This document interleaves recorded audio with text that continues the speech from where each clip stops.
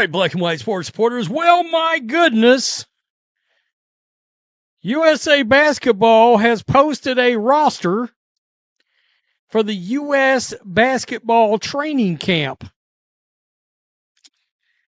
Caitlin Clark is not on there. Many fans have noticed this, by the way. Angel Reese is not on here.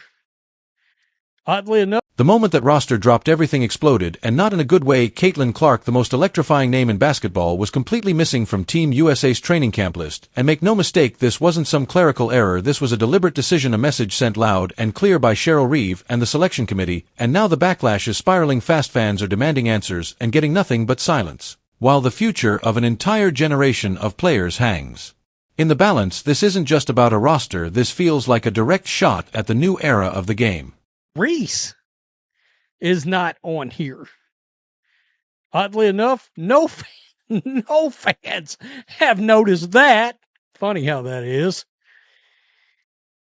Paige Bueckers is on here.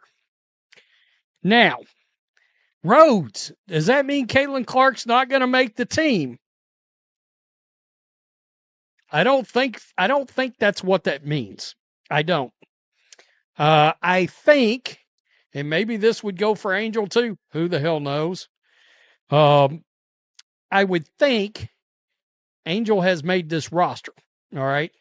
Let's be real, Cheryl Reeve has walked straight into a storm, and there's no way around it. Leaving Caitlin Clark off that Phoenix roster didn't just raise eyebrows, it set off alarms everywhere, because when you've got the MVP sitting at home while camp gets underway, you're not building a championship squad, you're putting out a fire. The numbers don't back this move, the optics don't help either, and now every decision from here on out is going to be picked apart as the pressure builds and the cracks start showing. And maybe this would go for Angel too. Who the hell knows?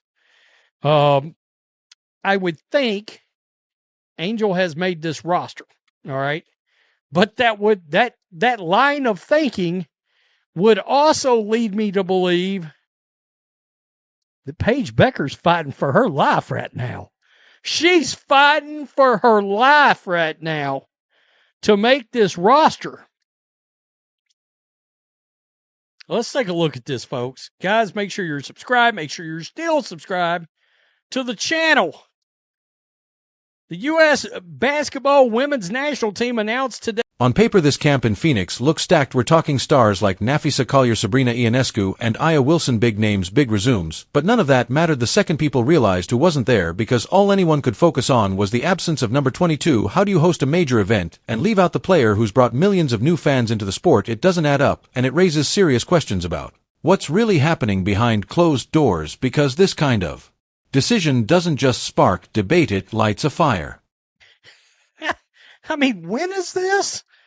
April 1 through the 3rd. More strange, scratching your head decisions made by coaches after a chaotic offseason. What are we doing exactly?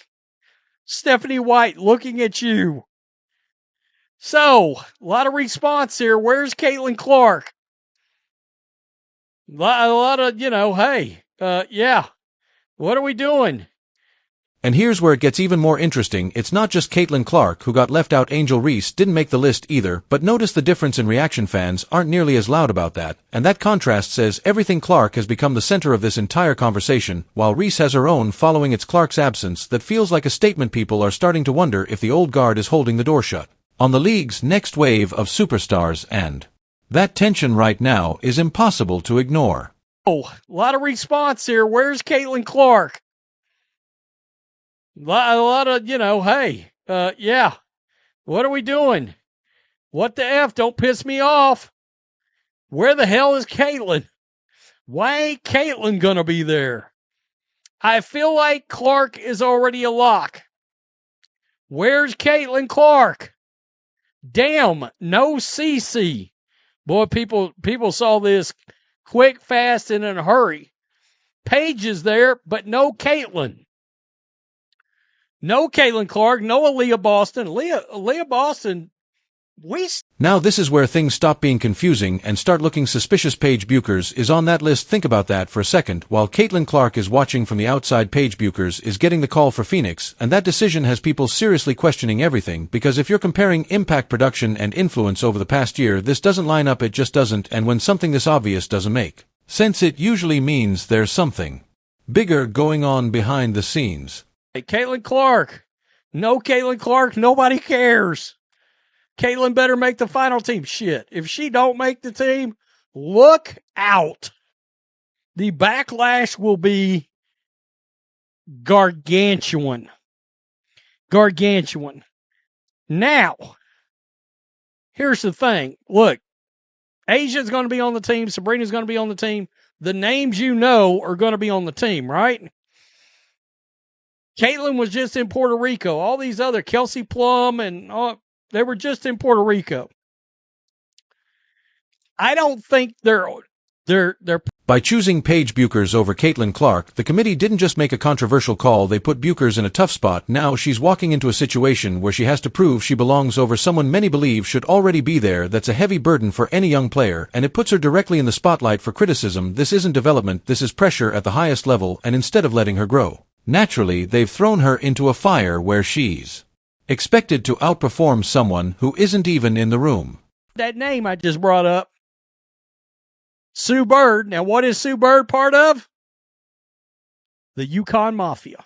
That's right. The Yukon Mafia. Paige Bueckers. Now, what is she part of? The Yukon Mafia. I'm just bringing that up. Now, if you want to go real conspiracy theory,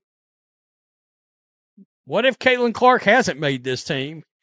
And what if Paige Bueckers has made this team?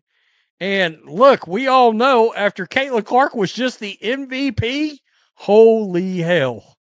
There's also a growing belief that Paige Bueckers isn't locked in at all, that she's actually fighting for one of the final spots. And if that's true, then it raises an even bigger question. Why isn't Caitlin Clark there competing head-to-head? If you want the best roster possible, you put your best players in the same gym and let them battle it out, but keeping them separate feels intentional, like someone is trying to avoid a direct comparison that might not go the way they want, and that kind of move doesn't just hurt credibility, it damages trust in the entire process. Paige Bueckers has made this team. And look, we all know after Caitlin Clark was just the MVP, holy hell. If that happens, we will go all the way back to a video I made 3 or 4 months ago where I said, beware of the Yukon agenda for Team USA. I don't think that's the case here. My gut feeling is Caitlin Clark is on this team.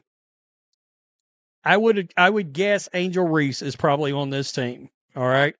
Don't know for. Now let's really break this down, because the official explanations don't add up. People are pointing to Puerto Rico, saying players like Caitlin Clark and others just need rest, but that argument falls apart the second you realize Paige Bueckers was there too and still made this camp. So clearly that's not the real reason. Something else is happening behind the scenes, and it's getting harder to ignore when you look at the structure of USA basketball. The influence, the connections, the history, it all starts to point in one direction, especially when you bring Sue Bird into the conversation as managing director. Her fingerprints are all over this process, and when you factor in the deep Yukon ties, it raises serious questions about whether this is truly about merit or something else entirely, because to a lot of fans this doesn't feel like coincidence anymore. It feels like a pattern where certain players are protected while others are forced to prove themselves again and again, and when the MVP of the sport is the one being left out, that's when people really start to push back, because you can't sell fairness while making decisions that look this one-sided, and you can't grow the game by sidelining the very player driving its popularity. This isn't just about one camp, it's about trust in the system, it's about credibility at the highest level, and right now both of those things are taking a serious hit, and if this continues, the backlash won't just be loud, it'll be impossible to ignore.